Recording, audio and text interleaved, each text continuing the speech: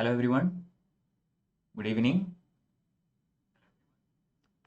Welcome to today's session. I hope I am audible. Okay.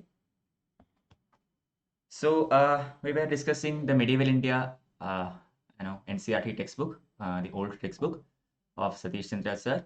We have completed about 9 lectures so far, and we have completed almost everything up to Delhi Sultanate. Today also, by today we will be completing the cultural aspects also, and from the next class onwards, we will be starting the political side of Mughals. Okay, I try to club 2 chapters today, but the thing is, the beginning of the Mughals, the next chapter is pretty big, so it will take a very long time, and I do not want to, saturate you with too much content. Okay, so tomorrow, in the next class, we will start with Babur and the Battle of Panipat, etc., etc. So today we are going to see another important chapter regarding cultural interaction between the Hindu society, the majority Hindu society, and the Turkish invaders or who eventually settled in India and started this at Delhi Sultanate. Okay, so comparatively this will be a shorter session. So let's start without any further ado. If you haven't already subscribed to this channel, please do so. Also, please share with your friends so that they can also use this for their preparations. And we are going to start with the cultural developments in India from 1300 to 1500. This is the 200. We are looking into the cultural side of India for this 200 years since the arrival of Turks until the end of Delhi Sultanate. Okay, we cannot see any abrupt changes as such in the later part of the 15th century. But this eventually merges into the Mughal era. Okay, whatever we are going to study today has, is the base of what happened in Mughal era. Most of Akbar's, policies were actually built upon all the existing things during the Sultanate, and that is what we are going to see today. But Indian society witnessed some huge, say, differences or some huge changes when the Turks came to India. Okay, complete differences in say the lifestyle, society. Obviously in the political side it changed completely. Religious side also saw huge differences. So all these things we will be analyzing today one by one. And before we move on to individual specific topics, let's see what this chapter says in the whole. Okay, so basically the Delhi Sultanate was established by the year 1206 by Qutbuddin Aibak. We already studied that story, how he came. Okay, the battle of Terrain and all we already saw with Muhammad Ghor and Prithviraj Chauhan. But anyway, Delhi Sultanate was established in the beginning of 13th century, and this event marked a new phase in the cultural development of this country. Okay, completely different phase. Nothing like what we have seen so far. This is the first time the Muslims are ruling India. Okay, so every aspect of life is about to see some changes. So initially, when these Turkish invaders, were yet to come to India, when they were located in the Central Asian regions, they accepted Islam there. Okay, the religion of Islam was, starting to become very popular in the Central Asian regions. And when these West Asian people came to Central Asia, they eventually accepted Islam. And when they eventually came to India, they brought Islam with them. Similarly, plenty of Hindu and Buddhist scholars who visited various parts of the world from India, they spread Hinduism, Buddhism, etc. into those parts as well, which we have seen earlier. Okay, so basically, even before the Turks actually came to India, there was a point in time when Islam and Hinduism, or say Islam and Buddhism, etc., met together. Clear? It is not the first time when they actually came to India, this cultural exchange happened. No, even before that, the process has started. For example, Sufism. Sufism is not something that was born in India. Okay, Sufism has a lots of aspects of Hinduism as well, or some aspects of Buddhism also. But Sufism was not born in India. It was born in Central Asia. Okay, so how did that happen? Because plenty of scholars from the Hindu religion or say Buddhism actually went to those areas to spread our culture, and the interaction between the local population there and these travelers led to the development of certain composite culture. Anyway, these interactions eventually led to, I mean, in Central Asian region, actually formed an Arabo-Persian culture. This is the initial stages, okay? I mean, before the Turks came to India, or before even they directly came into contact with Hindus or say Buddhist people, an Arabo-Persian culture developed between West Asia and Central Asia. And once they came to India, they brought that culture into India, and we know what happened. Okay, so there are plenty of important contributions made by them in various fields, in the fields of science, navigation, literature, etc., etc. Okay, and interaction with the Turks actually changed some strong religious beliefs. Okay, they had very well developed ideas of art, architecture, literature, etc. All in all, there was development of a new kind of enriched culture. But at the same time, although this intermingling resulted in such a composite culture, there were also certain kinds of misunderstandings, certain kinds of quarrels maybe. Okay, so there were plenty of points of convergence and there were some other points of divergence as well. So it was filled with ups and downs. Okay, not just in the region of religion, but also in other fields such as say whatever science or say art, architecture, etc., etc. But we can't generalize anything. We can't say that this is this process of assimilation and convergence was completely took a positive turn, or we can't say that it's completely negative, because such a generalized statement would be an underestimation. Okay, so based on field or based on period, it had its ups and it had its downs. So we are going to analyze individual fields one by one in this chapter, and by the end of it, I hope you will have a way better understanding about the cultural aspects in 14th and 15th century. Let's start with architecture. So when these Turks came to India, obviously they have to have a place to live in, right? And they need places of worship. So these are Muslims. So they had their own styles of architecture as far as houses are concerned. And as far as the idea of a place of worship is concerned, it is not temples. They are more into mosques. Okay. So when they came to India, they did not had any of any of these things which they were familiar with in the Central Asian and West Asian cultures. So what did they do? Initially, rather than building a mosque from the scratch, they converted some temples and existing buildings into these mosques. Okay, there were already some places of worship available to them, so they looted and plundered that, and they converted that, say, Hindu or Buddhist place of worship into an Islamic place of worship. This is what they did initially before they started building their own things, and in the process they destroyed and plundered various temples also. Okay, for example, we have the Quwwatul Islam Mosque. This was actually a temple. Quwwatul Islam Mosque was actually initially a temple, which was later converted into a mosque by the Turkish people. Similarly, Arai Dinka Chopra.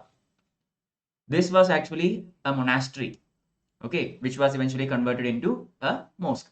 So this was the kind of practice in the initial stages of the Sultanate. And when we look at it closer, we will understand that they had their own methods of decoration. Okay, when they convert something into their own style, there are clear-cut differences between what was existing and what was upcoming. For example, unlike the Hindu or say Buddhist architectures, the Islam architecture is very peculiar in the way that in their decorations, we do not come across any human or animal figures.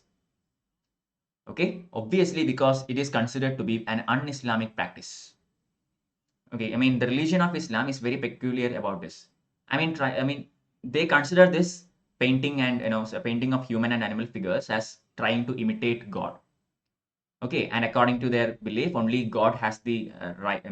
Only God can create these things, and if humans are trying to do so, it's actually an insult to God, etc., etc. Some kind of that kind of belief is there very much in Islam, and it was considered as an un-Islamic practice during those times. Things has changed eventually. Okay, so we come across lots of floral designs, and we come across lots of Quranic verses, etc., etc. These were the main methods of decoration in Islamic architecture. If you have went to Taj Mahal at some point of time, you would notice this. Okay, in Taj Mahal, we cannot see any human figures or any animal figures, but we come across lots of floral designs using Pietra Dura. Okay, I hope you know what a Pietra Dura is. We will study this in the Mughal times, but for now, just Pietra Dura is basically design making using precious stones. Okay, so these kinds of techniques were used for architectural designs in the Islamic times. So eventually they started constructing their own buildings, and as time went on, very gradually they started to use the indigenous craftsmen for all these purposes. They brought some master craftsmen from their own region, but eventually once they came to India and they settled down, they were not anymore foreigners. Okay, they did not plan to go back after a loot or anything. They came here to settle down. They were as much Indian as any of us are. Okay, so once they start to settle in, they started to use the indigenous craftsmen and say architects, etc., into building these kinds of beautiful architectural style. They started to use their own architectural methods. For example, the arch and dome on a very wide scale. So arch and dome is nothing new in India. Even before the arrival of Turks, arch and dome architecture is known to Indians. Okay, be very careful. This is usually a prelim statement. Even before the Turks came to India, Indians knew about arch and dome architecture. Only thing is, when they came to India, this began to become more and more popular. Okay, until then, I mean, it was here and there. That's all, not predominantly used or prevalent or anything. But Indians knew about such a thing. You have to understand that neither the arch nor the dome was a Turkish or a Muslim invention. Okay, I mean, whenever we come across these things, we obviously relate it to Islam, right? I mean, a dome kind of shape, so has to be Islamic, right? Similarly, an arch kind of thing. So this is something we relate to. But you have to understand that these kinds of architectures are not actually an invention of these Muslims. This was actually borrowed by the Arabs from the Rome. Okay, from Rome through the Byzantine Empire, the Arabs borrowed this style. So the origin of this style is related to Roman Empire. Clear? So the use of this arch and dome was very much useful. That is why it became so popular eventually. So what is the use or what is the catch here? Simple thing, if you use an arch or a dome, it can avoid having lots of pillars. Just think about old Hindu architectures, okay? Say the mandabas in temples and all. We need more number of pillars to support huge structures, ceilings and all.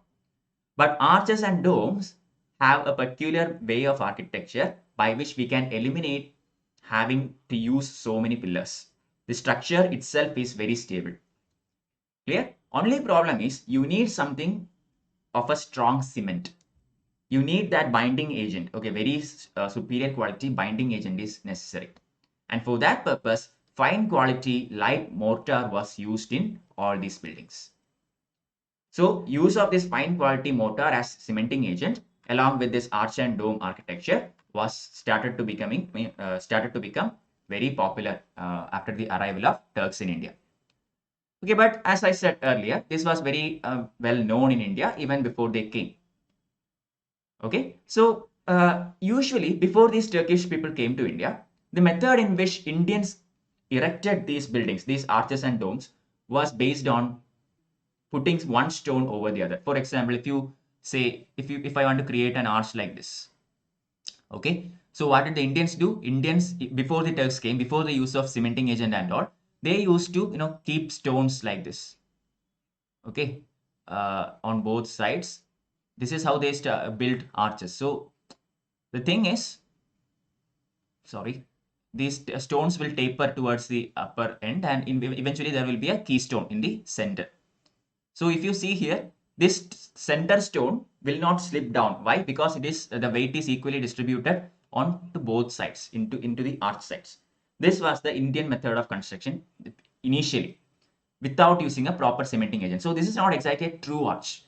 Okay, the concept of true arch comes later when the Turkish people actually come to India, and they started to use all these cementing agents and build a typical arch and dome architecture.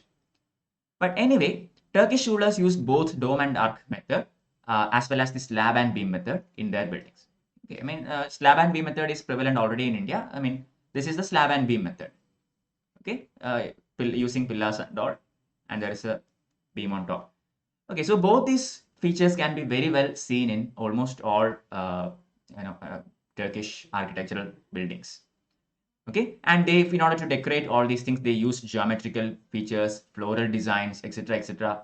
They inscribed all these with Quranic verses, and by doing so, the Arabic script itself started to become an art. Okay, I mean, you have seen the Arabic script, right? I mean, that symbols and all, it itself started to become an art. You have, I think you might have seen calligraphy using these Arabic letters and all, Arabic alphabet. Okay, so art of writing was very much getting popularized around this time. And this technique of using these decorative components along with these Arabic alphabet came to be known as arabesque. Okay, what is arabesque? Arabesque is basically a combination of these decorative devices. That is, these floral designs, combination of inscriptions, and these Arabic new alphabet, etc., etc. So the whole package is known as arabesque. But at the same time, they also borrowed certain Hindu motifs. Okay, once they came to India, obviously they have the influence of local culture, and they started to borrow from the local culture into architecture as well. For example, you have the bell motif. Okay, then the swastika symbol, the lotus symbol. All these were actually, Hindu methods of architecture. I mean, Hindu decorative designs. These were actually borrowed into certain Islamic architectural structures. Okay, so we can see very intricate, very beautiful carvings in the walls of the small tomb of Iltutmish. Where is the tomb of Iltutmish located? It is located near Qutb Minar, Delhi. Okay, and very small intricate carvings can be seen. There is hardly a panel left vacant in this particular tomb. And they added various colors, but predominantly they used red sandstone. Red sandstone was very much common, very much used by the initial earlier era of Delhi Sultans. Eventually, we will see that rather than using red sandstone, which is more costly, certain sultans start to use grey sandstone, which is comparatively cheaper. But during the initial stages, Delhi Sultans used red sandstone very often. And to make it more colorful and etc. and beautiful, yellow sandstone and marble was also very much used. To exaggerate certain colors, etc., etc. But the base was predominantly made of red sandstone. The best example of this kinds of architecture is Qutb Minar. I mean, I don't have to say anything more about that. Every one of you know very well about Qutb Minar already. Most of you have already seen it in with your own eyes. So Qutb Minar, built by Qutbuddin Aibak, I mean started by Qutbuddin Aibak, was completed by Iltutmish. Okay, this monument was completed by Iltutmish, and some people actually have a misconception that Qutb Minar was built in the honor of Saint Qutbuddin Bhaktiar Kaki. Okay, this is another prelim statement. Qutb Minar was not built in the honor of Saint Qutbuddin Bhaktiar Kaki, but it eventually later got this. I mean, because the initial name of Qutb Minar was not as such. Okay, this name came later. Okay, it was later made into the honor of this particular person, but that was not the initial intention of making it. Clear? So in Qutb Minar, we can see about 3 types of stones. We can see the red sandstone, white sandstone, and marble. I mean, just think about the architecture. I mean, basically the shape is conical. Okay, and you can see all these kinds of stripes and all, and there is occasional balconies everywhere. That is how Qutb Minar is built, right? So around these balconies you can see marble, but majority of the areas are all red sandstone. Clear? This is the best example, typical example of Islamic architecture, the Sultanate architecture. Another beautiful example is the city of Siri. City of Siri has been built by Alauddin Khalji. If you remember me teaching the Khalji era, you would have noted that when Balban, Ghiyasuddin Balban was killed, and Khaljis came into power, there was something of a violent reaction by the people of Delhi. Okay, people of Delhi was so hostile against the Tughlaqs that they couldn't even enter Delhi. Sorry, not Tughlaqs, Khaljis. They couldn't even enter Delhi, and that is why they had to build a new capital just outside Delhi, that is Sirte. And this city is another beautiful example of Islamic architecture. But eventually, when they consolidated their power and Alauddin Khalji, etc., came into the capital, during the time of Alauddin Khalji, he built a very beautiful doorway for this Qutub Minar. Okay, and it is known as Alai Darwaza. Alai Darwaza was built by Alauddin Khalji, a very beautiful gateway entrance for Qutub Minar. And it also contains a dome, which for the first time was built on correct scientific lines. Until now, the arch and dome architecture in India is based on some, mixed styles, not at all scientifically constructed. Alai Darwaza is the first dome in India which was built on scientific lines, and it was built by Alauddin Khalji. Later on, when the Tughlaqs came into picture, Ghiyasuddin Tughlaq and Muhammad bin Tughlaq, both of them built, huge palaces, fortresses, etc., etc., in the beautiful city named as Tughlaqabad. They also built, huge artificial lake, around the river Yamuna, again in the same style. So throughout the Sultanate period, we see lots and lots of architecture. Okay, say maybe public utility buildings, or maybe palaces, or say religious places, whatever.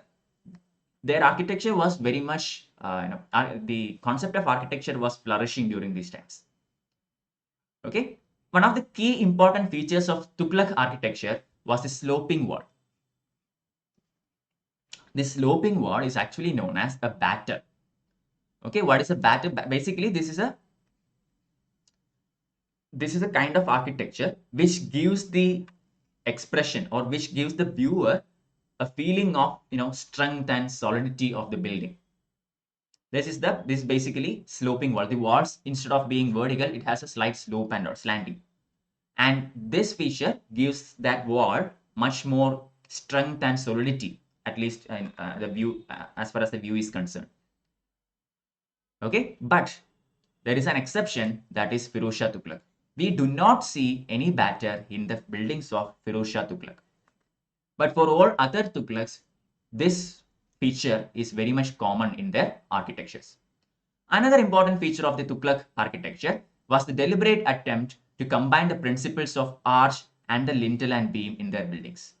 Everything is combined together. So you have the arch, you have the lintel and the beam. So all three features are combined together.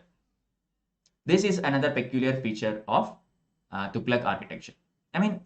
Usually it's either lintel and beam or arch and dome. But as far as Tughlaqs are concerned, their buildings are concerned, there is a combo or mixture of all these things. The house khas was a typical example. It is actually a pleasure resort and had huge lake around it. It was also used as a madrasa, and that is an example of Sultanate architecture. Okay, so Tughlaqs did not generally use costly red sandstones, as I have mentioned earlier.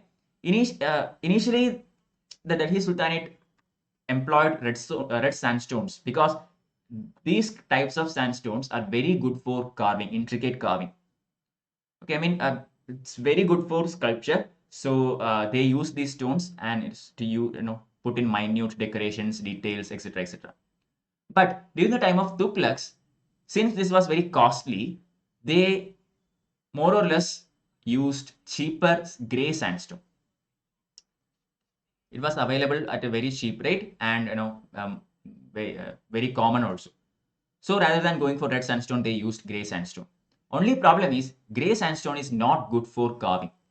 If you try to carve in gray sandstone, it will immediately powder up, and the design is gone. It won't stick. It's very hard to carve in gray sandstone. And because of this reason, decorative or designs or such intricate designs are almost absent in Tughlaq architecture, or at least it is very minimum in Tughlaq architecture, contrary to earlier Delhi Sultans. Okay, the most important, most popular decorative device found in all the buildings of Firoz Shah is lotus. Another prelims point. Okay, out of all the decorative devices, the most common one found in Firoz Shah Tughlaq's architecture is lotus. I think you might have also seen that. Inverted lotus is there, or say just the upward facing lotus also there. In pillars and all, we come across these kinds of designs, right? And in certain lion pillar and all, we have the inverted thing also, the other way, and then the pillar will come. Okay, so these kinds of lotus images, swastika images, etc. are very prevalent. But in Firoz Shah's building, the most common design is that of a lotus.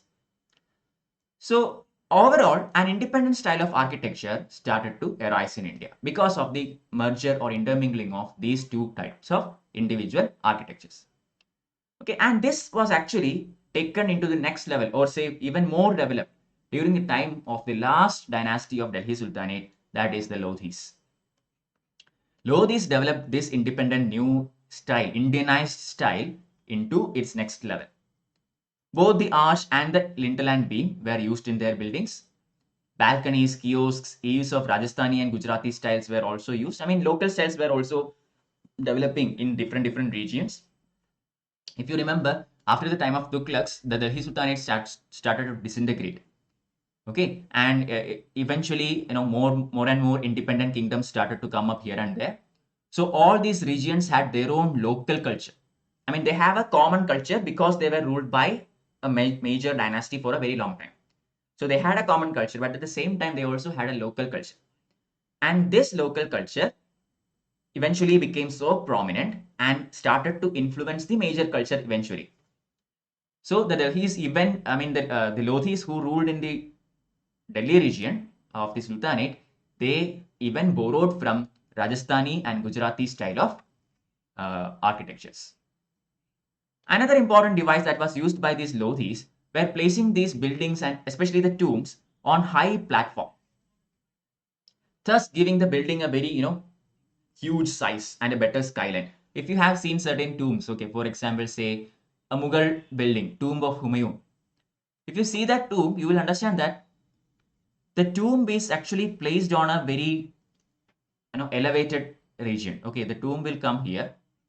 This might be the tomb, and it is actually placed on an elevated structure already, and this will give it a massive size and at the same time give it a better skyline. Even Taj Mahal.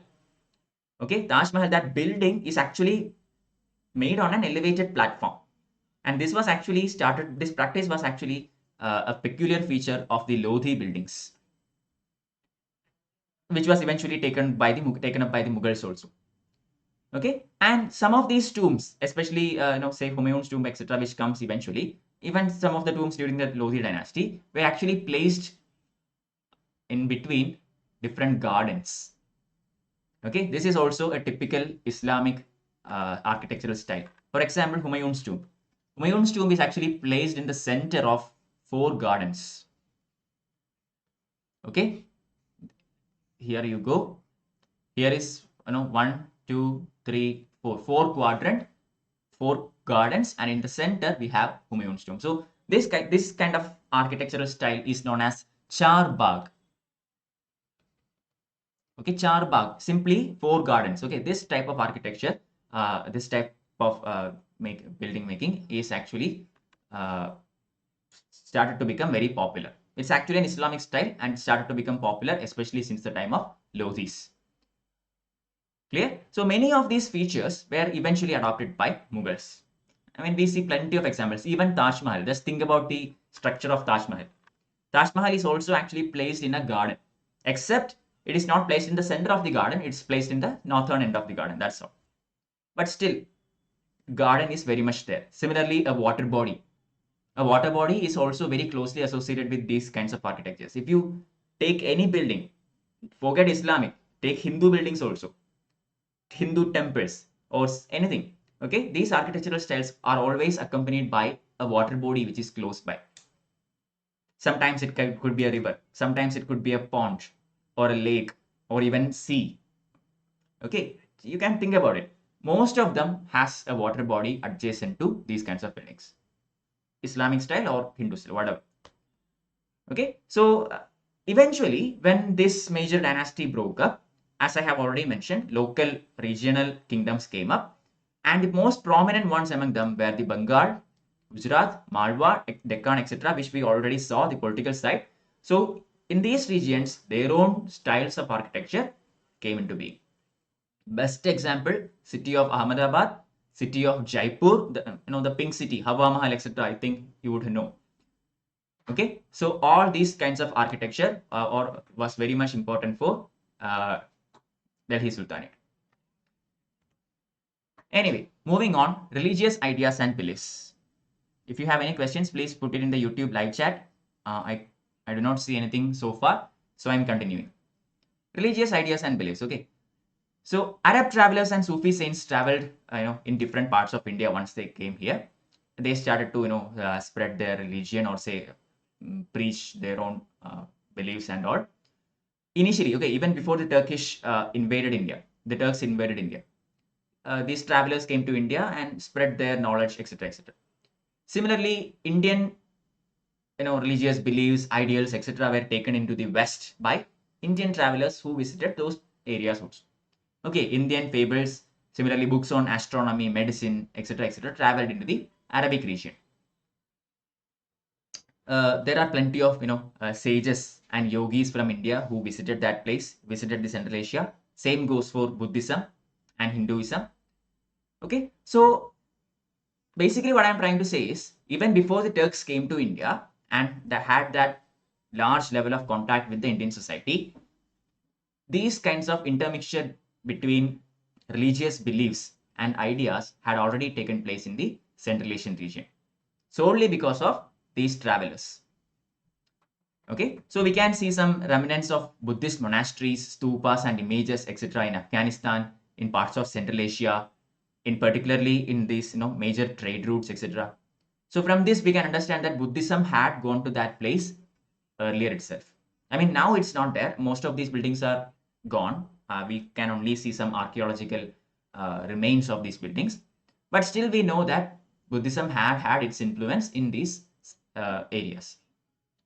Okay, so this background, okay, this intermingling of different cultures provided the background or the base for the rise of Sufi movement.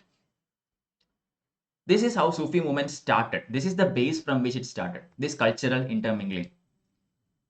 Okay, and these Sufi scholars, they believed that while various rituals and practices, including yogic practices, etc., were drawn from Hinduism, early Sufis, they, rather than going by pure Islam, they started to borrow these kinds of practices, which I have just mentioned, from other religions also.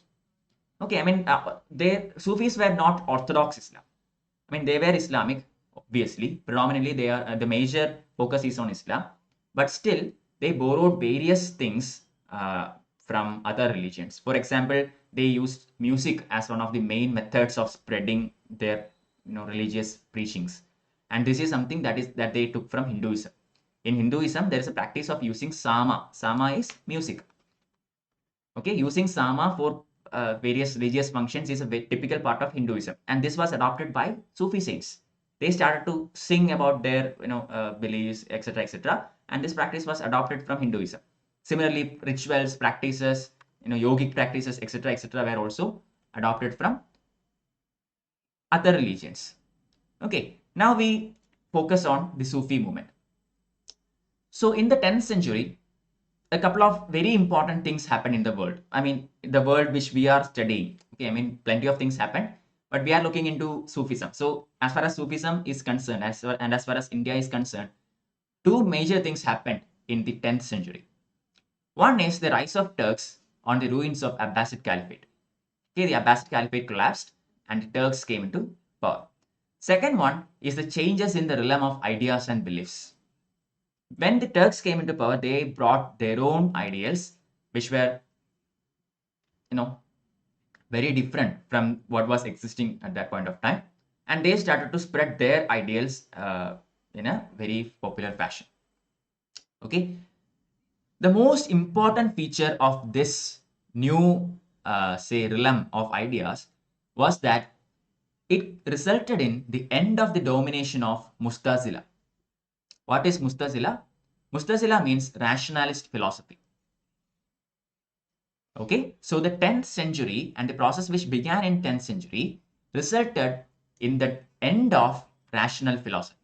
Rationalist philosophy started to decline. Okay, and it was replaced by orthodox schools based on Quran and Hadith and Sufi mystic orders. What are Hadith? Hadith are the practices of Prophet and saints, Islamic saints. Okay, so rather than going by a logical and rational method of philosophy, it was completely replaced by an orthodox school, a traditionalistic school based on Quran, Hadith, mysticism, etc. etc. These rational people were, I mean, these rationalists, as they were called, had been accused of spreading skepticism and atheism. Okay, the philosophy of monism was considered heretical on the ground that it abolished the difference between the creator and created. These rationalist people, I mean, they were preaching the philosophy of monism. Okay, there is no duality; it's only singular. Okay, everything is the same. Okay, this monism, actually proposed by various rationalists, I mean, were interpreted such that both the creator and the created are part of the one. I mean, God and man are part of a same being. It's same. Okay, there is nothing different. Okay, I mean, in dualistic principles, say for example, in the Sankhya system of Indian philosophy, we say that there is Purusha and Prakriti. So there exist two different things. There is duality. Purusha is there and Prakriti is there. But in monism, there is no duality. It's all the same. So both the creator and the created are part of one and the same. When these kinds of ideas were proposed by these rationalists, they were actually hunted down by these orthodox factions. So basically, this led to the collapse of rational philosophical thought in India as well as wherever these Turks had influence. Clear? And these works of the traditionalists crystallized into 4 schools of Islamic law. We do not have to study about these 4 schools, but you have to just understand that out of these 4 schools, the Hanafi school was the most liberal. And this is the school which was adopted by the Eastern Turks who eventually came to India. Okay, 4 schools were formed. Out of these 4 schools, Hanafi school was the most liberal, I mean most open.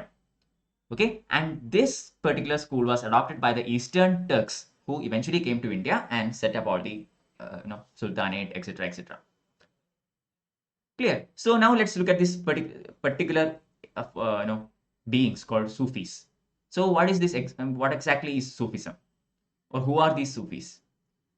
These are actually persons of deep devotion who were disgusted by the vulgar display of wealth and degeneration of morals following the establishment of Islamic Empire. So when this Islamic Empire was set up in the West Asia or say Central Asia or even in India, what happened?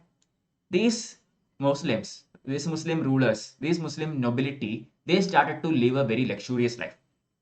I mean, full of luxury, wine drinking, etc., etc., which is, very much a display of wealth and degeneration. Okay, so Sufis were actually very much against these kinds of practices. Clear? And they wanted to have nothing to do with these kind of people and hence the state. They never tried to be a part of a state. What does that mean? They did not try to play the part of ulama, who eventually comes into Akbar's court and all. Okay, I mean, we come across the term ulama. I mean, we have already come across that word. Ulama had high posts in the Sultanate regime. Okay, they could advise the Sultan on various things and all, especially in the matters of religion. But Sufis decided to stay completely away from the state. Why? Because they did not, I mean, they considered it, all the practices, all these luxurious and degenerative kind of living of this section of society as very much vulgar and degenerative. Okay, women mystics such as Rabia and Mansur bin Hallaj laid great emphasis on love as the bond between God and the individual soul.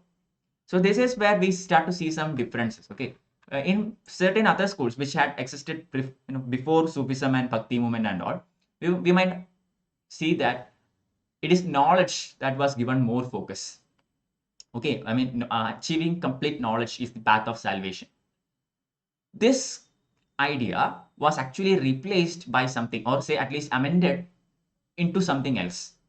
It's not exactly knowledge, or it's not knowledge alone, but you also have to have this concept of love as a bond between God and individual soul.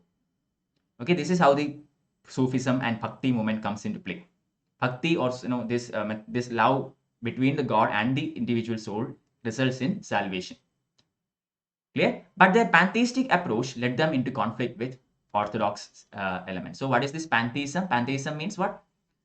It means nothing. It means this universe is actually created by a creator. Okay, and based on that, there are plenty of theories. We do not have to look into that at the moment. But all these kinds of preachings by people like mystic saints like Rabia, Mansur bin Hallaj, etc., made these Sufis a target for the orthodox sections of Islam.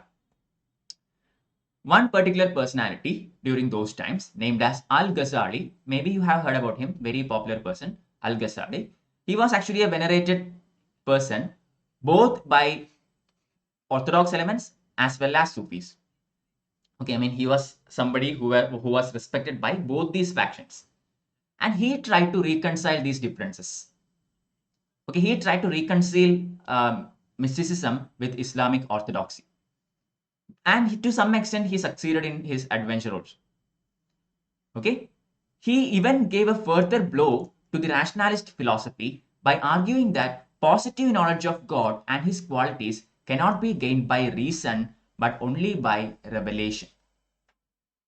So this is again typical orthodox style. Okay, he not only tried to reconcile Sufism with orthodox style, but also at the same time, he attacked the rationalist philosophy further by saying that the positive knowledge of God and his qualities cannot be understood purely by reason. It can only be done through revelation. So it's not knowledge. I mean, it's not the typical knowledge of reasoning which is required. It needs something more, like say faith, for example. Clear? So this is again very much a typical orthodox method of thinking. Anyway, these Sufis were actually organized into 12 different kinds of orders. And these Sufi orders are known as silsilas. So these silsilas has a particular method of organization. Okay, each silsila is led by a very prominent mystic who lived in a kanka. Okay, what is a kanka? Kanka means a hospice, place of living, just like a monastery. Okay, so each of these prominent mystic lived in a kanka along with his disciples. The link between this teacher and the disciple, okay, was very much vital for Sufism. So the teacher is known as Pir and the disciple is known as Murid. So the link between Pir and Murid is very much central to the idea of Sufism. Okay, and every Pir nominated a successor or wali to carry on his work. I mean, after one Pir is dead, his ideals, his teachings, etc. has to be carried on, right? So he nominates one of his disciples as the next successor.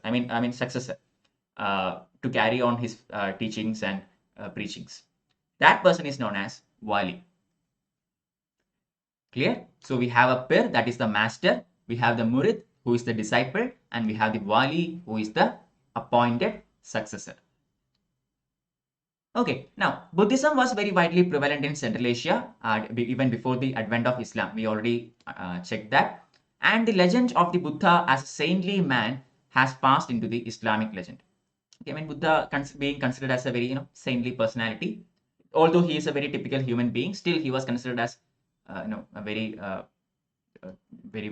important person who has attained enlightenment, etc. So this idea, this understanding, similarly the Hindu and Buddhist practices of rituals, etc. were eventually absorbed and assimilated by these Sufis even before they came to India. The ritualistic practices also. Okay, and generally these Sufis were divided into two broad sections. One is known as the Bashara, the other one is known as Beshara. Who is Bashara and who is Beshara? Bashara are those factions which followed the Islamic law, that is Sharia. Okay, whoever followed Sharia to the core, I mean basically the very much orthodox sections, they are known as Bashara within the Sufi order. Okay, and there were Beshara. Beshara were not bound by Sharia.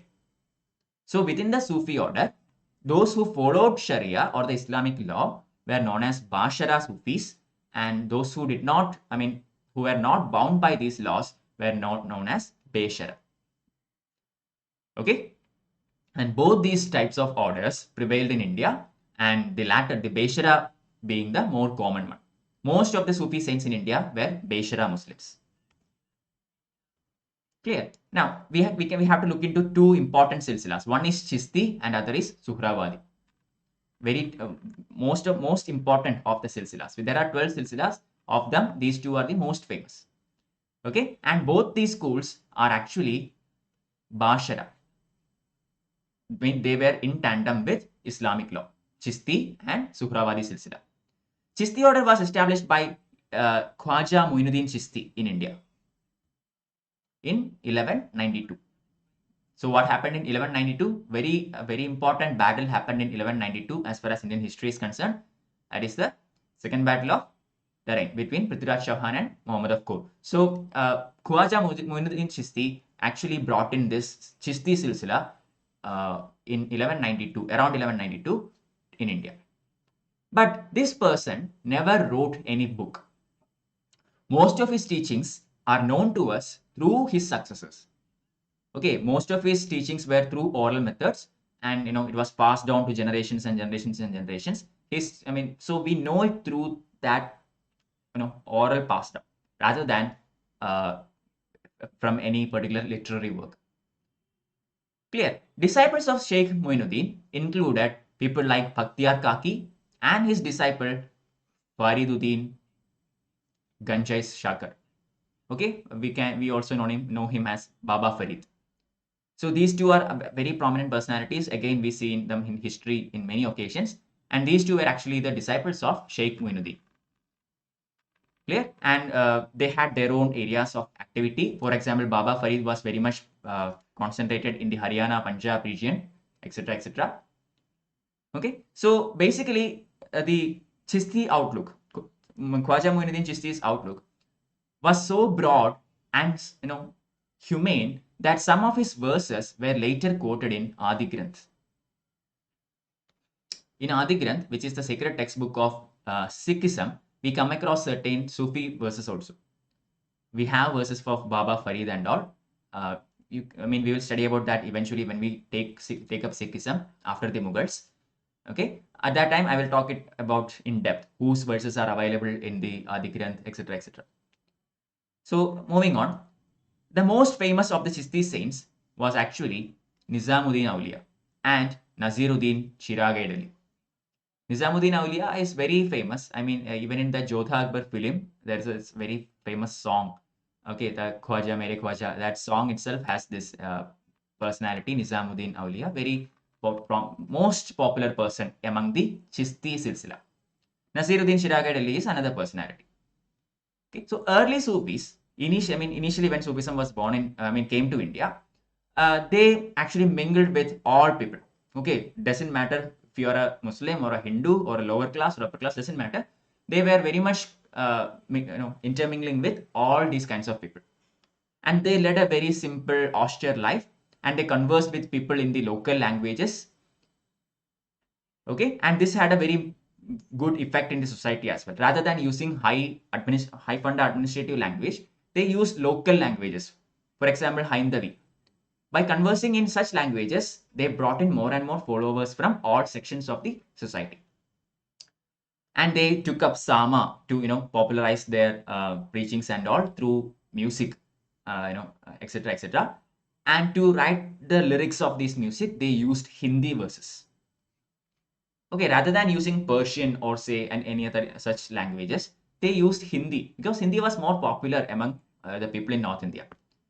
So it was easy to attract people using Hindi. So Hindi was extensively used by Sufi saints in order to spread their ideologies. Nizamuddin Auliya adopted yogic breathing exercises so much so that the yogis called him Siddh or perfect. So such practices, okay, these yogic breathing practices, etc., are very much Indian, okay, indigenous to India. These practices were adopted by these Sufi saints when they came to India, and because of that, Nizamuddin Auliya was known as Siddh, okay, or perfect. After the death of Naziruddin Shiragai Delhi, Chistis did not had a prominent commanding figure at Delhi. So they eventually moved out of Delhi and they dispersed into the eastern and southern parts of India to spread teachings into these parts of the country. The other more important silsila, that is the Suhrawardi order, entered into India around the same time as that of Chistis. Okay, both Chisti silsila and Suhrawardi silsila came to India almost at the same time. Except the Suhrawardi silsila was more or less confined largely to the Punjab and Multan region. Rather than going into an all India scale, Suhrawardi silsila confined itself to Punjab and Multan region, the northwestern part of India.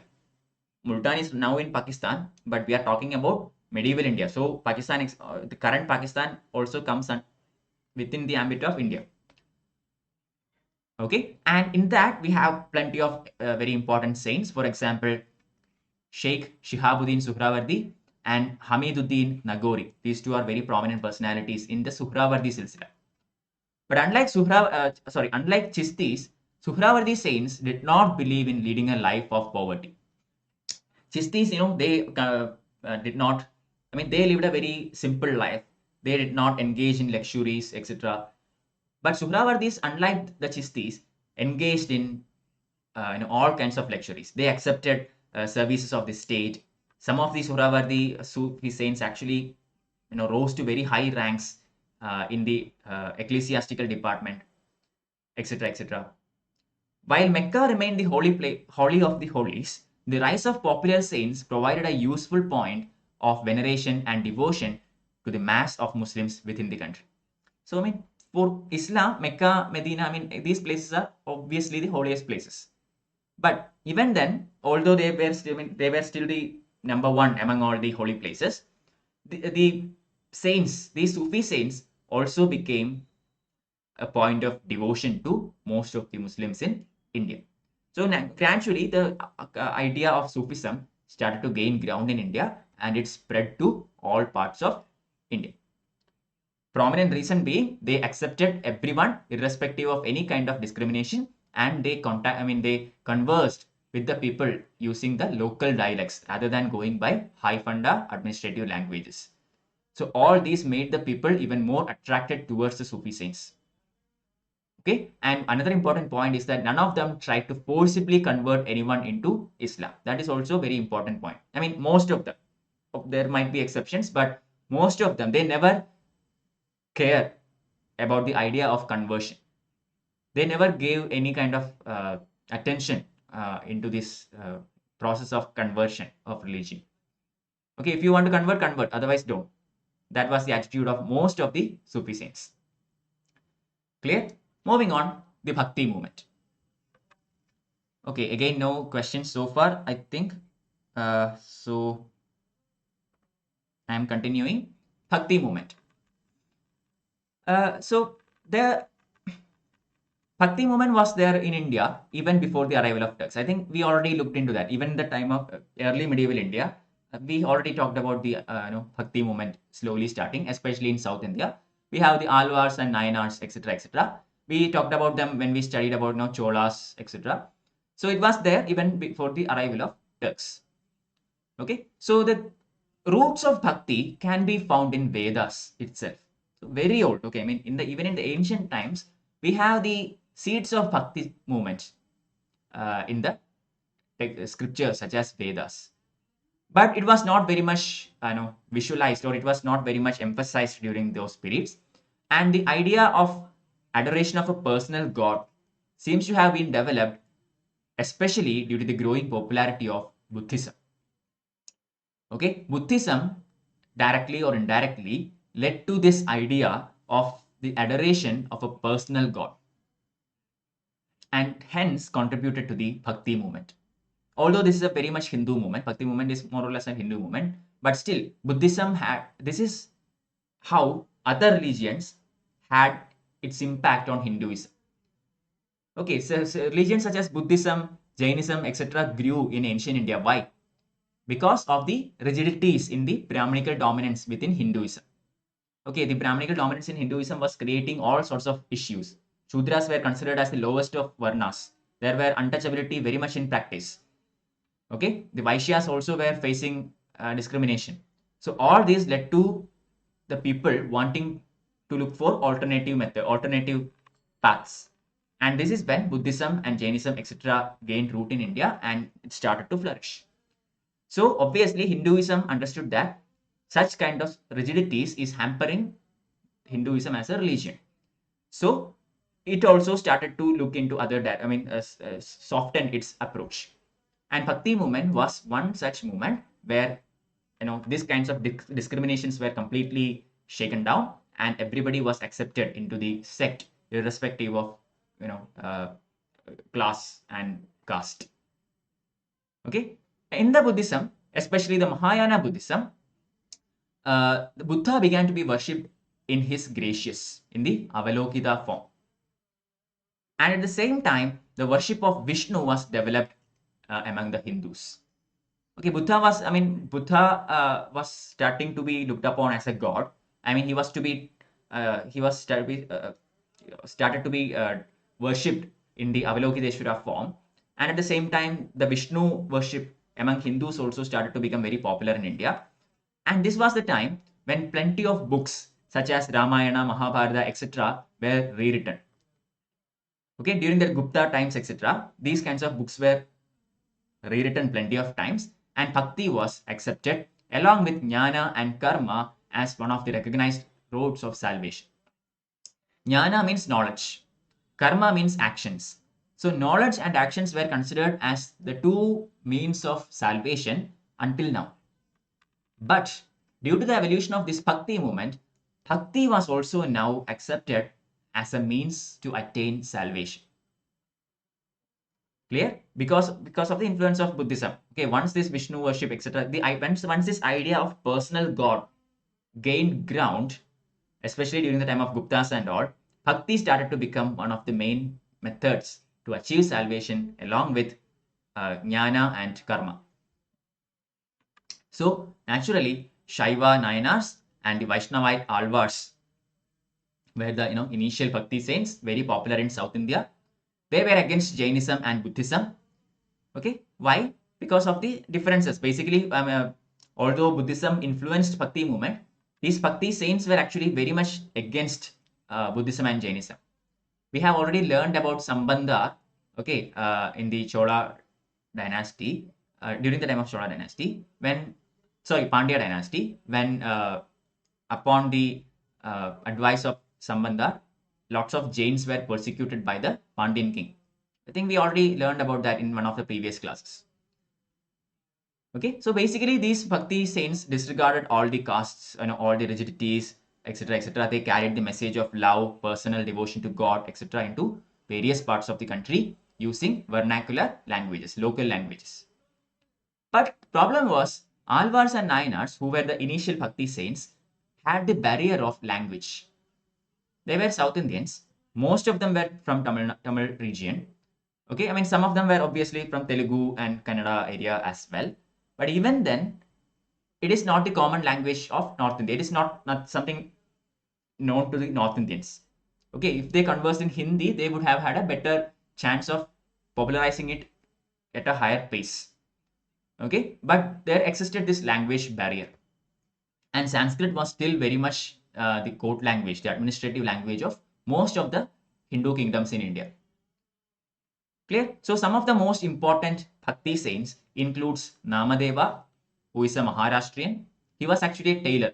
Okay, Namadeva was a tailor who lived in the 14th century. Similarly, Ramananda, who lived in the second half of 14th century and the first half of 15th century. These two are very, two important, prominent Bhakti saints in India. Ramananda, who was a follower of Ramanuja, was born in Prayag. Worship of Rama was chosen in place of Vishnu. So different Bhakti saints worship different forms of Vishnu. Some went for Krishna, some went for Rama. So Ramananda, obviously, just like the name suggests, he chose Rama, one of the avatars of Vishnu, in place of directly worshipping Lord Vishnu. And he was a very liberal, very unorthodox kind of personality, that he taught the doctrine of Bhakti to everyone, to all the four Varnas. It was not limited to the top three. It was not limited to the Dvijas. Okay, doctrine of Bhakti was taught to everyone. And even people of other castes, etc., came to him to understand this. And he disregarded the ban on people of different castes cooking together and sharing their meals. Basically, he accepted everyone and was against all kinds of discrimination. Among his disciples were people like Ravidas. Ravidas was a cobbler by caste. Kabir, who was a weaver by caste. Sena was a barber. Sadhana was a butcher. So basically, these people who were considered as a lower caste people during those times, even they, everyone from all these, Ramananda accepted everyone into his sect. And these disciples are very famous. Kabir, Ravidas, Sadhana, Sena, all are extremely famous. They started their own preaching, their own sect and all. Kabir eventually forms the Kabir Panth, which is very much again a very liberal organization. Okay, so Brahmins had lost both in prestige and in power, especially after the loss of Rajputs in the north and the establishment of Turkish Sultanate. Rajputs were the predominant or the most dominant Hindu kingdom in North India. And when Rajputs lost against the Turks, Brahmanas started to lose a lot of prestige and status in the society. Clear? And this is when Bhakti movement comes into the fore. Okay, when these kinds of more liberal movement came into fore, these Brahmanas also had to regain their lost prestige. So they also started to become a bit more liberal than what they were at the beginning. So movements such as Nathpanthi movement, challenging the caste system and superiority of Brahmins, etc., started to come to the fore. Okay, when the Brahmanas lost their superior position in the society, plenty of people started to question their superiority in the first place. Okay, one example is Nathpanthi movement. It questioned the rigidity, it questioned the dominant nature of Brahmanas in this society. So such movements also started to come up in medieval India. Now let's look at Kabir. So we looked into Sufi movement, we looked into Bhakti movement. These coincided with Islamic ideas of equality and brotherhood, which has been preached by Sufi saints. And we already know they were taking up everyone into their sect, so it was very popular. So this is Islam has a general idea of equality and brotherhood, and Bhakti and Sufi movement coincided with that. People wanted a religion which could satisfy both reasons and emotions. And it was due to these factors that Bhakti movement began to become extremely popular. Reason is not enough anymore. You also need emotion. Both of them was given by Bhakti movement and say Sufi movement. Kabir, who lived in 15th century, was actually, according to the legend, was a son of a Brahmin widow who abandoned him after his birth. And he was brought up by the house of a Muslim weaver. We do not know much about Kabir's initial stages with clarity, but at least according to the legend, this is the story. He actually emphasized the unity of God, whom he calls by several names, such as Rama, Hari, Govinda, Allah, Saint, Sahib, so and so. He denounced idol worship, pilgrimages, bathing in holy rivers, taking part in formal worship, including namas. So all kinds of ritualistic aspects of these dominant religions were actually, say, denounced by Kabir. Okay, he also denounced that during those days, people used to consider that it is necessary to abandon the life of a householder in order to become, in order to get into a saintly life. This notion was also dismissed by Kabir. You do not have to abandon your life as a householder. You can achieve salvation and become saintly even while being a householder.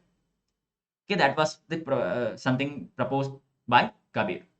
He considered neither asceticism nor book knowledge important for true knowledge. You don't have to be an ascetic. You don't need knowledge from all the scriptures in order to achieve the true knowledge. He denounced caste system, especially the practice of untouchability. But however, we can't say that Kabir was a social reformer. He, made all these activities within the bounds of religion. We can't say that he was a social reformer. His emphasis being reform of individual under the guidance of a true guru or teacher. Obviously, I already told you Bhakti and Sufi movements had the thing of, especially Sufi movement has something known as the idea of master and disciple, Pir and Murid. I already talked about this in the previous slide. Okay, so Kabir was not a social reformer, but he was more or less an individual reformer. Okay, he wanted to reform the individual under the guidance of a guru or a Pir. Clear? So that is all about Kabir. Next comes Guru Nanak. Guru Nanak is a very famous personality. Everyone knows about him. He was actually born into a Khatri family in the village of Talwandi, now called as Nankana. We have the Nankana Sahib and all. I think all of you know about that. Guru Nanak was actually born in Talwandi on the banks of the river Ravi. Another important question for prelims. Clear? He composed, he had an early marriage and all. He had a family life initially, but later on he took into more saintly activities. He composed hymns and sang them with the accompaniment of rabab. Rabab is a musical instrument, and he sang all the hymns, etc., along with the accompaniment of this instrument. Okay, with the help of his student Mardana. Okay, Guru Nanak's attendant is known as Mardana. Is known by the name Mardana. So anyway, basically, Guru Nanak eventually came into the saintly activities, and he laid emphasis on one God. Monism. Monism is very much a peculiar, again, a very common feature in Sikhism. Rather than believing in duality, Sikhism also believes in one God. Monotheism. Sorry, not monism, monotheism. Okay, so he said that by repeating the name of God and dwelling on it with love and devotion, one could get salvation without distinction of caste, creed, or sect. Irrespective of any kind of discrimination, by true bhakti, you can achieve salvation. He laid huge emphasis in the purity of character and conduct as a first condition in approaching God. Again, the individual have to reform under the guidance of a guru. Just like Sufism, the Bhakti movement also has this idea of guru. Okay, just like Pir and Murid, we have the guru and Shishya. So this concept was again put forth by Guru Nanak. He also continued this idea of wanting to have a guru in order to guide the disciple. And that is why Sikhism has 10 gurus. Okay, so just like Kabir, Guru Nanak also strongly denounced idol worship, pilgrimages, and all other formal observances of other faiths. He advocated a middle path in which spiritual life could be combined with the duties of a householder. So more or less similar to Kabir, both of them was proponents of, say, the idea of guru. Both of them denounced idol worship and all other kinds of formal methods of rituals. Both of them believed that it is not necessary to have or it is not necessary to combine the roles of householder and a saint. You can become a saint and still be a householder. You do not have to abandon the duties of householder. So these kinds of ideas were common to both of them. Guru Nanak or Kabir, neither of them really cared about actually creating a new religion. Okay, Sikhism was not something that Nanak had in mind. Same goes for Kabir. Kabir Panth was not something Kabir wanted to create. It happened eventually. Okay, Sikhism just grew because of this new method of activities. That's all. Nanak never intended to create a religion. Same goes for Kabir. Okay, Kabir and Nanak created a climate of opinion which continued to work through succeeding centuries. That's all. They gave this idea and they gave this climate which was taken up by their disciples and generations, and it eventually became something like a religion. Religious policies of Akbar, etc., reflected in a remarkable manner in the fundamental teachings of these two saints. Orthodox elements mustered behind the defense of the old faith, which redefined to meet the new challenge. So, although these kinds of new traditions started to take root in India, the orthodox factions were still there. They were waiting for an opportunity to gain ground. Okay, they were continuing all their practices, etc., etc. But now they are all secondary because of the more popular activities of all these newly founded sects. So the struggle between the two broad trends, one liberal and non-sectarian, and the other orthodox and traditional, was the heart of intellectual and religious controversies in this century. So the fight between orthodox and the liberals, or say the Bhakti and Sufi saints, this was the core of almost all religious and intellectual controversies in the 16th, 17th, and 18th centuries. Okay, there is a pull between both these sects, the liberal ones and the conservative ones. Even in modern India, we have seen this. Okay, when people like Raja Ram Mohan Roy tries to put or pull the people into the next level, there are orthodox factions which pull them back. Okay, and it goes on like that in both Hinduism as well as in Islam. And this things happens almost always. Even now that happens. There are certain organizations which tries to work with reason and rationality, and there are other organizations which are still sticking with traditional orthodox methods. Clear? Now let's go with Vaishnavite movement. One second.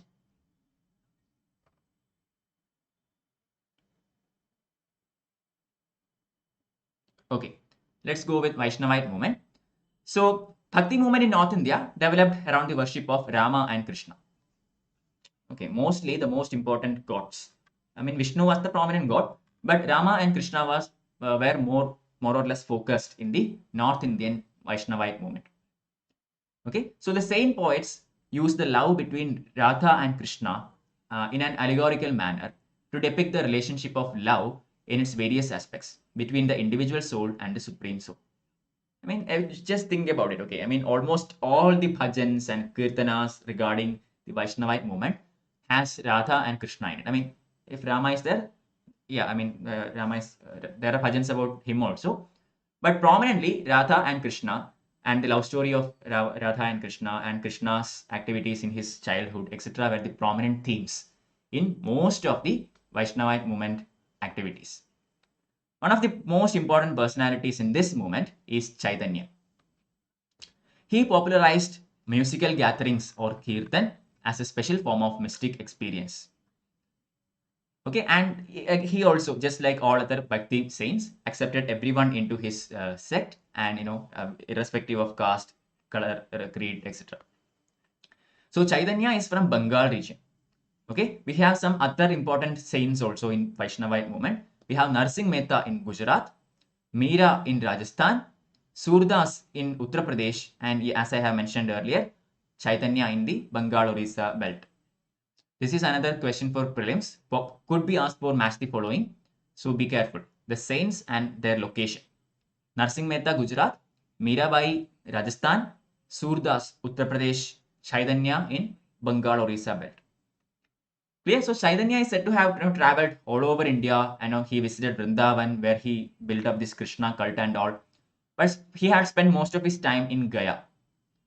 The difference between others and Chaitanya is that Chaitanya did not reject the scriptures or idol worship. Okay, scriptures and idol worship were not rejected by Chaitanya. I mean, we come across lots of idols of Krishna and Radha in all these areas, influenced by Chaitanya. Okay, so scriptures and idol worship was not rejected by Chaitanya. That does not mean he was a traditionalist. Clear? He accepted everyone. He was a liberal. But in this particular matter, he differed from other saints. Chaitanya. All the saints that I have mentioned above remained within the broad framework of Hinduism. Their philosophic beliefs were a brand of Vedantic monism. Okay, I mean, broadly, almost all of them were Hindus, and they worshipped Hindu gods. Krishna, Rama, Vishnu, Shiva, all are Hindu gods. Nothing completely different from their religion, except that they were liberal. That's all. So these saints also emphasized on the broadest human sentiments, the sentiments of love and beauty in all their forms. love towards God, devotion towards God, rather than knowledge, or say, rather than ascetic practices and all. It is up to love and devotion to the God, to the personal God, that achieves salvation. That is the message of all these saints. Okay, but they were not able to make any effective breach in the caste system. This is one of their biggest drawbacks. Despite having such a very unorthodox method of proponent, and despite having all these, say, anti-discriminatory practices, still they were unable to break or unable to create an effective breach in the caste system. Caste system was still very much in India as always. Okay, the only thing that they achieved to do was to soften that. Earlier, caste system was practiced very rigidly, but now they, because of their activities, the caste started to become a bit fluid. Okay, rather than being so rigid, they were able to reduce its rigor. That's all they could do. Still, Indian society was very much divided on the basis of caste system. So in 15th century, the monistic ideas of great Arab philosopher Ibn Arabi came to India, or it began to spread in the West Asian region as well as in India. These Ibn Arabi's philosophies were actually liberal in character. Okay, very much liberal, very much progressive compared to the orthodox factions. So obviously, orthodox people started to hunt against him. Okay, the orthodox elements in the society started to denounce Ibn Arabi, and they started to consider him as a heretic. Clear? So whenever this happened, whenever a saint in medieval India started to alter from the hardcore religion, whether it is Islam or whether it is Hinduism, these personalities began to be hunted down by the orthodox factions. Arabi's doctrine was actually that of unity of being, also known as Tawhid-i-Wajudi. Okay, this is the doctrine proposed by Ibn Arabi, unity of being. So according to him, all religions are same. Doesn't matter if it is Hinduism or Islam or Christianity or whatever, everything is the same. This is what Ibn Arabi said. So the orthodox factions of Islam did not like this idea. Okay, so they started to look at him as a enemy of the religion, and they started to hunt him down. Okay, so Bhakti songs of the Vaishnavite saints were written in Hindi and other languages. These actually touched the heart of Sufis. Okay, I mean, compared to Persian, which was the court language at that time, Hindi was more popular among people.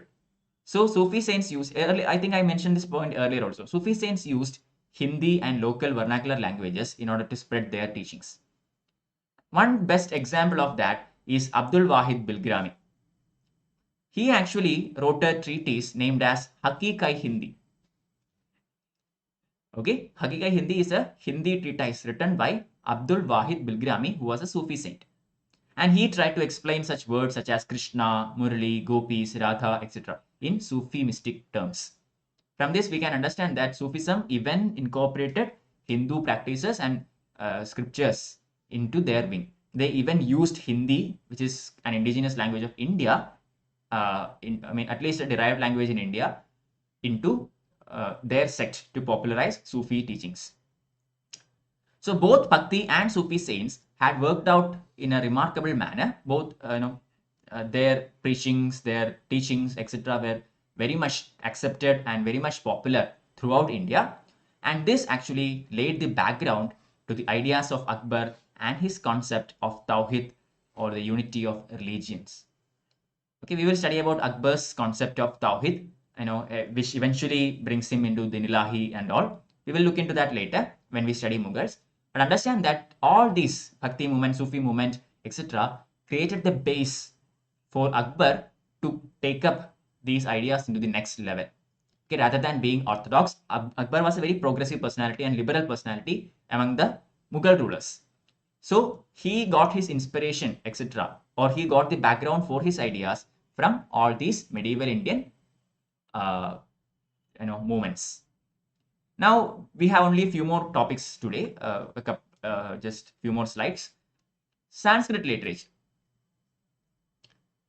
Okay, so Sanskrit, I mean, despite everything that happened so far, Sanskrit was still the very much dominant language in India, which was common throughout India as a common, say, administrative language or court language or whatever. So, following the great Shankara, works in the field of philosophy by Ramanuja, Madhava, Vallabha, etc. were continued to be written in Sanskrit. Okay, Shankara, you know, Adi Shankaracharya, the proponent of Advaita philosophy. Similarly, Ramanuja, qualified monism, Vishishta Advaita, Madhava's duality, okay, dualism. So, there are plenty of other people, saints also, and with their own concepts and all. All their works were actually written in Sanskrit. Some of the oldest textbooks available of Ramayana and Mahabharata started to be written on paper, also in Sanskrit. Okay, all these ancient textbooks and epics started to become even more popular. Why? Because paper came to India. And once paper came to India and multiple copies of these textbooks began to be made, it began to become more and more popular among Indians. A new kind of kavya style or a poetic narrative, similarly drama, fiction, medicine, etc., started to be continually written in Sanskrit. So even now, even in the early medieval era, Sanskrit is still very much dominant in the Indian society. Although it is not the language of common people, although it is still very much in the hands, known only to a handful of people who are in the court or say in the administrative structure, still Sanskrit was very much known throughout India. Large number of commentaries and digests on Hindu law, that is Dharmashastras, such as Mitakshara of Vijnaneshwar, etc., continue to be written in Sanskrit. Jains also started to use Sanskrit. Okay, best example, Hemachandra Suri. Even Jains earlier used to write in Arthamagadi. Okay, and some other, even Prakrit. But even now, in early medieval India, even Jains started to use Sanskrit, and they also contributed to the spread of Sanskrit in medieval India. These works largely ignored the presence of Muslims in the country. This is one limitation of using Sanskrit. Okay, Islam does not know the language of Sanskrit. At that time, they just came to India. So Sanskrit is something that is completely unknown to them. But these works were continually made in Sanskrit. So basically, these people ignored the fact that Muslims are also now a very much part of India, with some small exceptions. Okay, there were some exceptions. Some works were actually translated into Persian. For example, the love story of Yusuf and Sulaikha. Okay, the love story of Yusuf and Sulaikha, which was actually Persian, was translated into Sanskrit. And similarly, astrolabe, which is used to determine the positions of stars and planets in the sky, was also translated from Persian to Sanskrit. So Persian to Sanskrit translation happened very less. Okay, we have only a very few examples for this, Persian to Sanskrit. But Sanskrit to Persian translations happened very often.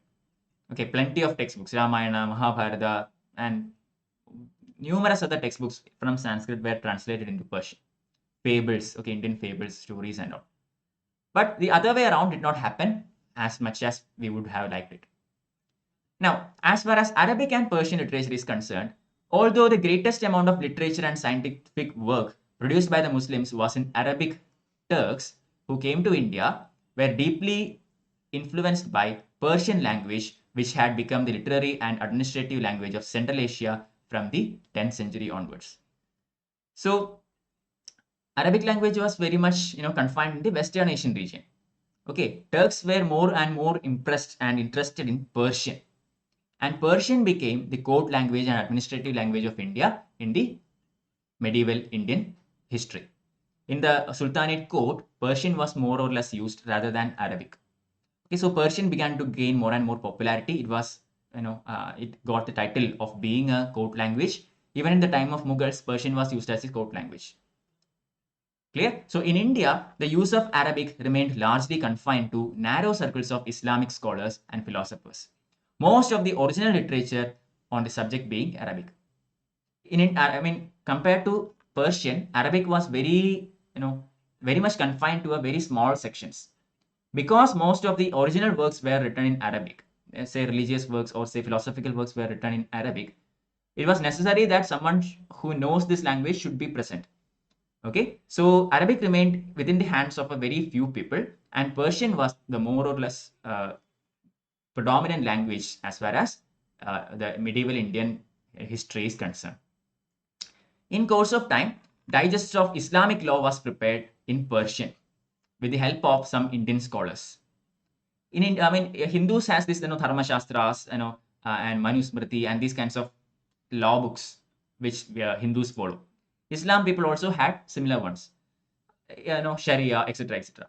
So these were written in, say Arabic language and all. But in the course of time in medieval India, digests of Islamic law were also written in Persian. And the best example of this is Fatwa-i-Alamgiri. This is not during the time of Delhi Sultanate. This was actually commissioned by Aurangzeb, the last great Mughal emperor. Aurangzeb actually commissioned the work of Fatwa-i-Alamgiri, which is actually a Persian digest of Islamic law. Okay, now poets of Persian language such as Firdausi, Sadi, etc. they lived and composed their works between 10th and 14th century, so in the early medieval period. From the beginning, Turks adopted Persian as a language of literature and administration in the country. Thus, Lahore emerged as the first center for the cultivation of Persian language.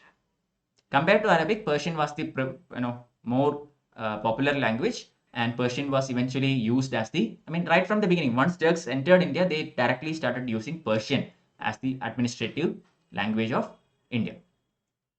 Most notable Persian writer of this period was Amir Khusro. We already talked about Amir Khusro in previous classes. I think you already know about him. He was born in 1252 at Pathaili, okay, which is right now in Uttar Pradesh, and he was very proud to be an Indian.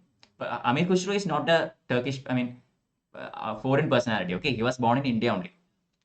Khusro's love for India shows that Turkish ruling class was no longer prepared to behave as a foreign ruling class. This is a very important point. Turkish are foreign people who came to India and settled here.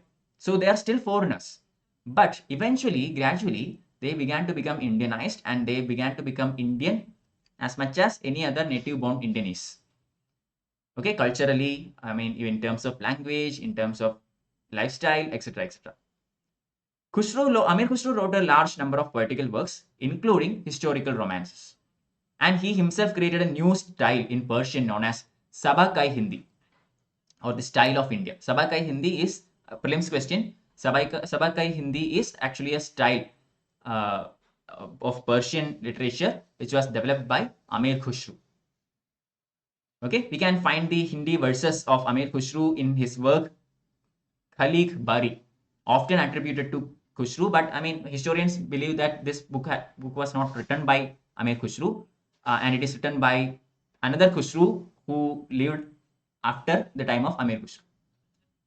Okay, we find the name Khusro in this book, but historians believe that it is not Amir Khusro, the person we are talking about now, but it is some different person under the same name. Clear? Now, Amir Khusro was also an accomplished musician and took part in religious musical gatherings organized by Nizamuddin Auliya.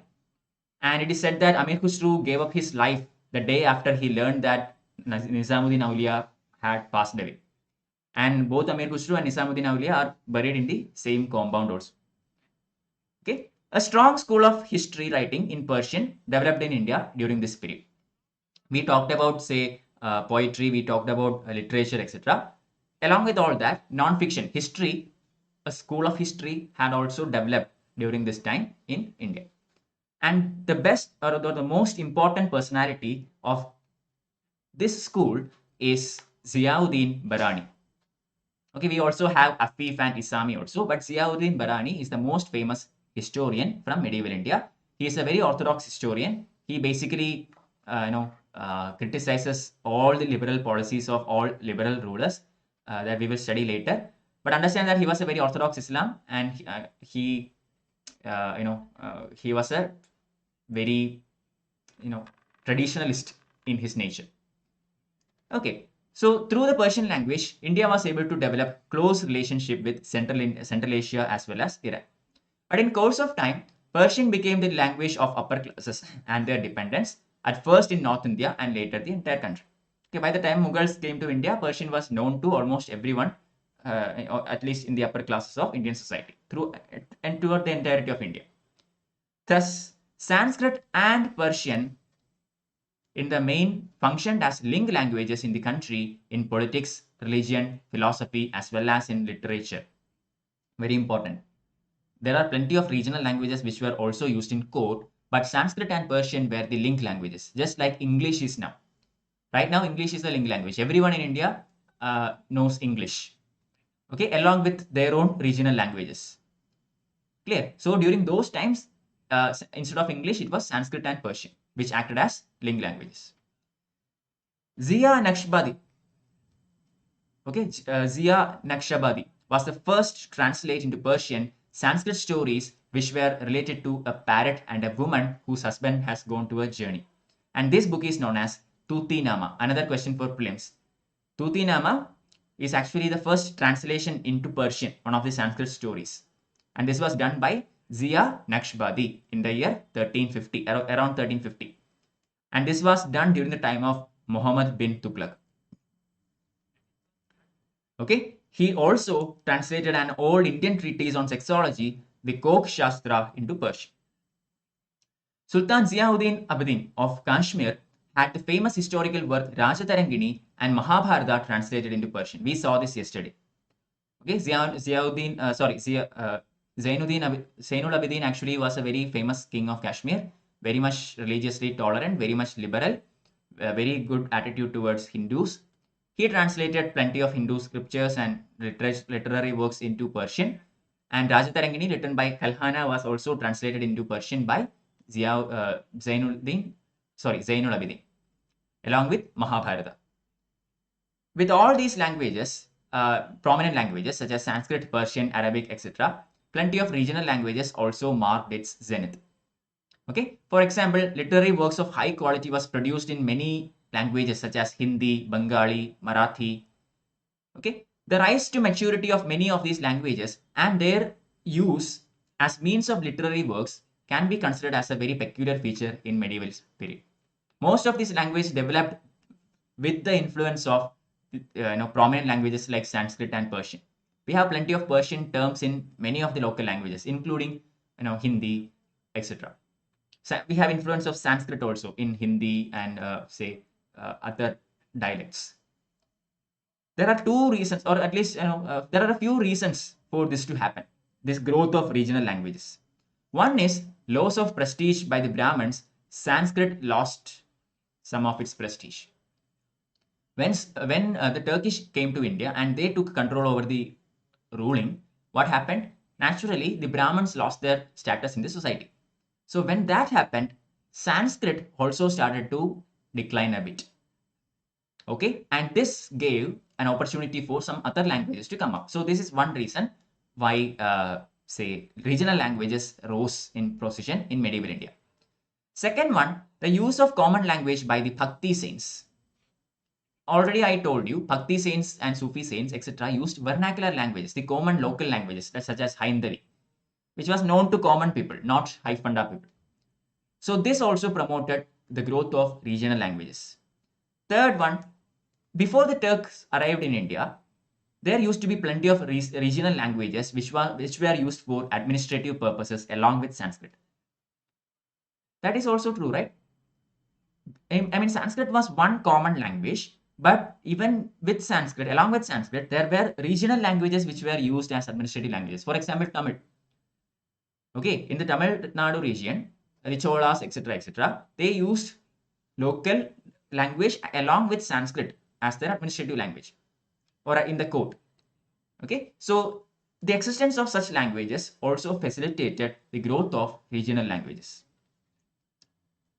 Clear? Now, after the Delhi Sultanate was formed and Persian came to India, etc., eventually Delhi Sultanate declined. And when it disintegrated, plenty of regional states began to show up. These regional states also facilitated the growth of regional languages. For example, Vijayanagara Empire, okay, patronized Telugu. Similarly, Marathi was the administrative language of one of the administrative languages of Bahmani kingdom, and later in the court of Bijapur. So the newly formed regional states also started to patronize local languages, regional languages. So all these aspects led to the emergence of and popularization of regional languages in India. Okay, some of the Muslim kings gave them patronage for literary purposes. For example, Nusrat Shah of Bengal had Mahabharata and Ramayana translated into Bengali. Maladhar Basu translated Bhagavad Gita into Bengali under his patronage. So some of these kings, even Muslims, helped in the rise of local languages and popularized many Persian forms of writing as well, such as Masnavi. Masnavi is, just understand that Masnavi is a kind of Persian literature. Okay, this was also very much popularized in India and different parts of Central Asia at that time. I just added that point for prelims perspective. What is Masnavi? That's all you need to know. Masnavi is basically a kind of Persian literature. Now to fine arts. Okay, we are almost at the end of today's session. Fine arts. Turks brought with them a number of musical instruments. Okay, plenty of, I mean, we already have talked about their music, Amir Khusro, etc., being a good musician and all. And they, along with vocal music, they also brought in many instruments such as rabab, okay, for which was used by Guru Nanak and all. I mean, with the help of his attendant, Mardan, okay, and then sarangi. They also brought in new musical modes, regulations, etc., etc., their own kind of music, which has influence on Indian music. Okay, the emergence of Hindustani music has roots here. Clear? So Amir Khusro, who was given this title Nayak or master of both the theory and practical music, introduced many Perso-Arabic ragas such as Ayman, Khora, Sanam, etc. All these ragas were introduced by Amir Khusro. He is credited with this. He is also credited to have invented sitar, but we do not have any evidence for it. Okay, but we believe that Amir Khusro is the person who invented sitar, but we don't, I mean, there is no conclusive evidence for establishing this theory. Similarly, tabla. Tabla is also said to have been invented by Amir Khusro, but historians believe that it came in a very later phase eventually. It's not Amir Khusro, but it's done by someone else. But at least there is a theory that says that Amir Khusro invented that too. Okay, so the process of integration in the field of music continued under Firoz Shah, who used to listen to music every Friday after namaz. We already talked about this point when we studied Firoz Shah. He was a patron of music and he used to listen to music during his namaz and all. The Indian classical work of Raga Darpan was translated into Persian during the reign of Firoz Shah Tughlaq. Another important prelims question. Okay, Raga Darpan, which is the Indian classical music work, this was actually translated into Persian during the reign of Firoz Shah Tughlaq. Similarly, Sultan Hussain Sharki, the ruler of Jaunpur, was a very important patron of music. The Sufi saint Pir Bodan is supposed to have been the second greatest musician of that particular age. Raja Mansingh of Gwalior, another very famous personality as far as music is concerned. The work Man Kautuhal, in which all the new musical modes introduced by Muslims were included, were prepared under his aegis. So Raja Mansingh is credited with the preparing of Man Kautuhal. I mean, it is under his supervision or under his aegis that this treatise was compiled during that time. Anyway, musical notes in North India began to differ from those in South India. So that we will look into during the art and culture session. There is a traditional difference between Hindustani music and Carnatic music. Plenty of differences are there that we have to study individually. I mean, we can expect questions from that region also, but that we will take up when I teach art and culture. Okay, but anyway, from the entire section today, just understand that after the Turks came to India, there have been considerable differences or considerable changes in Indian society from what it used to be. Okay, and mostly because of the cultural integration. A composite culture evolved in India. There were plenty of points of convergence and there were plenty of points of divergence also.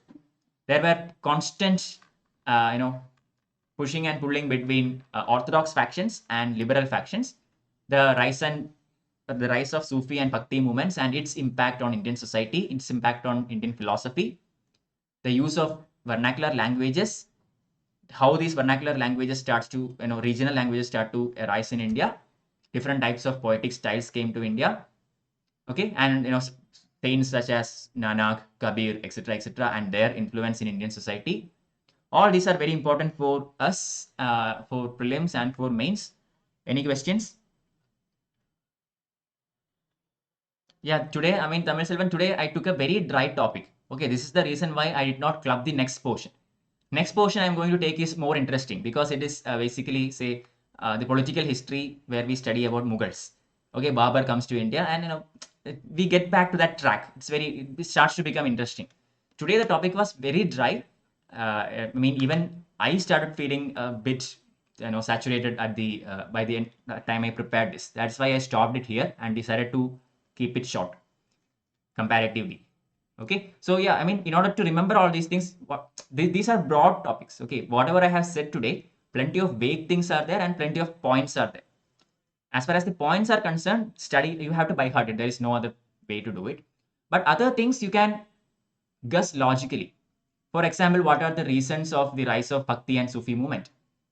This is a very logical question. You can yourself answer this without any kind of further study. If you have listened to this lecture, you will know it. Similarly, what are the reasons of the rise of local languages or regional languages? All these are very much connected to everything. So when you study medieval India, connect all these things. So first of all, the West Asians came into Central Asia, then they came to India. So when a different religion starts to rule a country having another religion, what would be the causes, or what would be the differences that might happen, and in which all fields will it be visible? Just ask yourself that. Architecture, music, art, fine arts, say science and technology, religion, society. Okay, so once you connect all these things, everything will become very easy and very clear to you. But if you look at it from a third person perspective, it is a huge thing. But once you are able to see that story, once you are able to see the whole thing, the big picture, you will understand that nothing is that difficult. Okay, you can remember everything actually. It's just that you need to write them down and you need to settle down. Okay, so just do one thing. Take some rest today. Tomorrow, just read these slides once more and you will definitely remember all these points for your exam. Okay, so I think I will end it here. Thank you all for joining. I know today's class has been a bit dry. It's not easy to sit through this class. So if you want, like take a break and watch the portions you need again later on. Anyway, thank you for your patience and sitting in through this class until now. I will upload these slides in my Telegram channel very soon. And please make sure to like and subscribe to my channel so that more people can, use all these for their preparations. So thank you all. See you again in the next class where we'll be starting Mughal India. Okay, bye-bye.